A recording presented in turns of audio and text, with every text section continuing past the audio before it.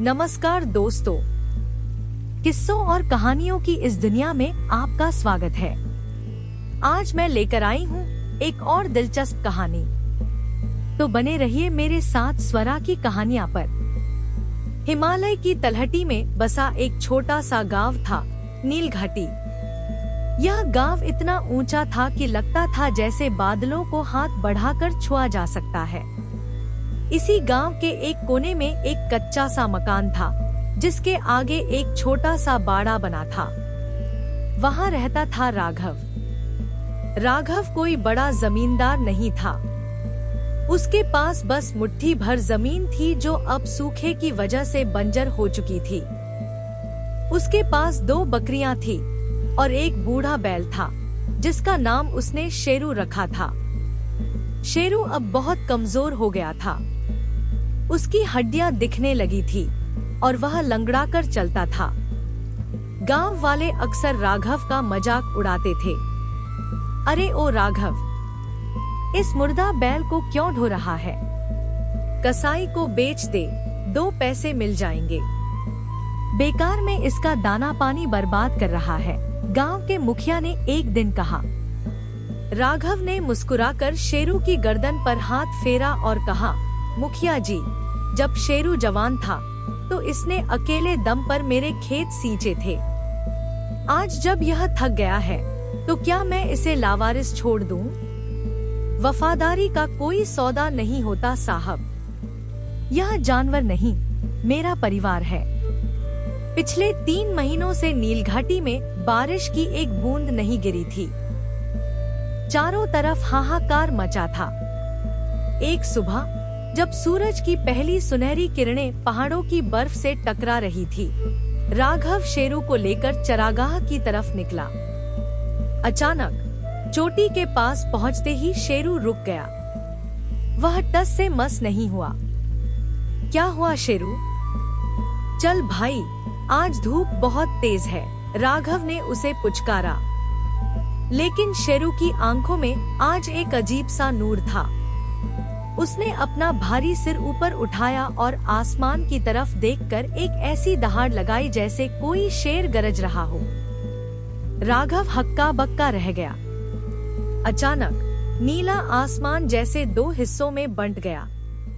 वहां से एक ऐसी तेज रोशनी निकली कि राघव की आंखें चुंधिया गईं। उस रोशनी के बीच से एक रूहानी शख्सियत नीचे उतरी। वह सोने के लिबास में था और उसके पीछे पंख फड़फड़ा रहे थे। राघव डर के मारे जमीन पर गिर पड़ा। डरो मत राघव, उस शख्स ने कहा। उसकी आवाज में पहाड़ों की शांति थी। मैं अर्पण हूँ, इस कायनात के नूर का रखवाला।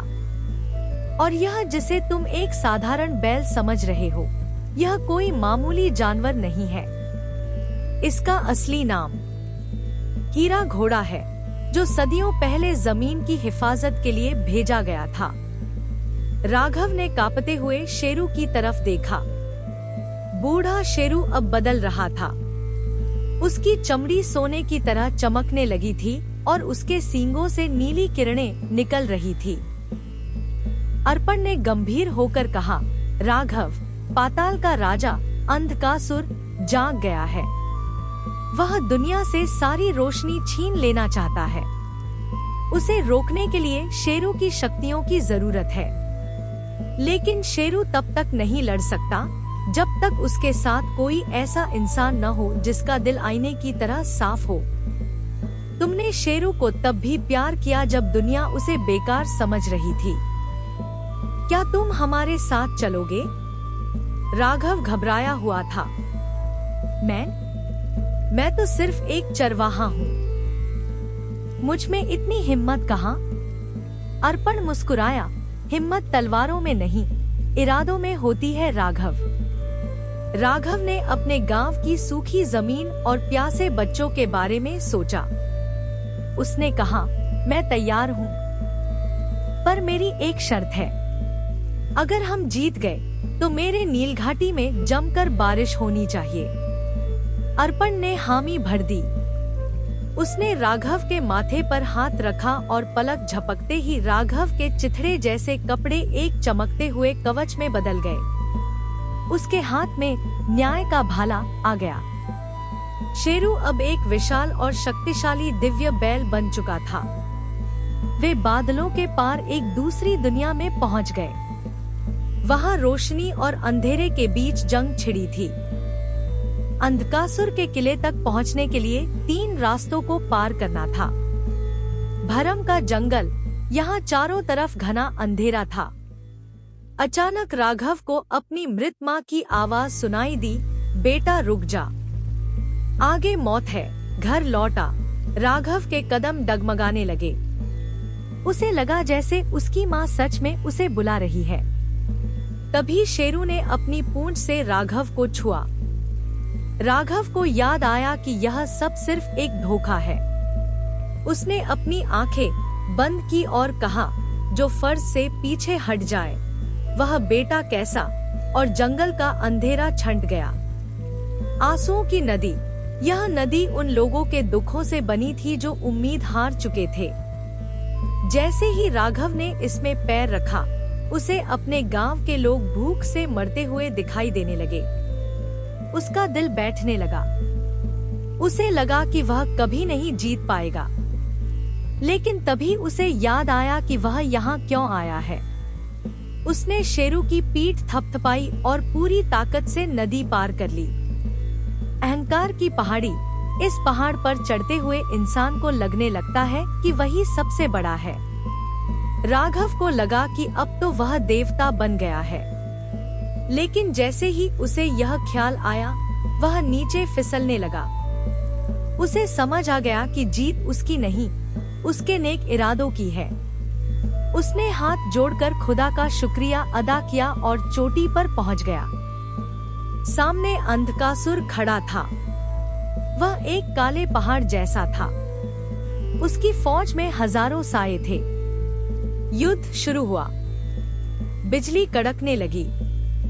राघव और शेरू बिजली की रफ्तार से दुश्मनों पर टूट पड़े।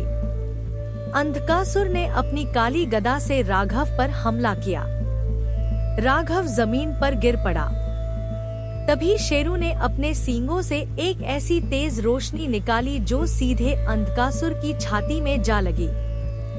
राघव ने अपनी पूरी ताकत समेटी और अपना भाला अंधकासुर की तरफ फेंक दिया।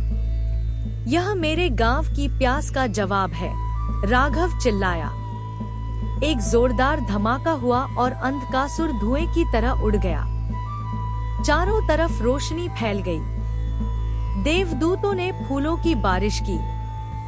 जब राघव नीलघाटी वापस लौटा, तो आसमान में काले बादल छाए थे। जैसे ही उसने गांव की मिट्टी पर कदम रखा, मूसलाधार बारिश शुरू हो गई। लोग घरों से बाहर निकलकर नाचने लगे। राघव ने देखा, शेरू फिर से वही पुराना बूढ़ा बैल बन गया था। लेकिन उसकी आंखों में आज भी वही चमक थी। राघव अब भी वही साधारण चरवाहा था, लेकिन अब पूरा गांव उसका सम्मान करता था। उसने सीखा कि दुनिया का सबसे बड़ा जादू मोहब्बत और वफादारी है।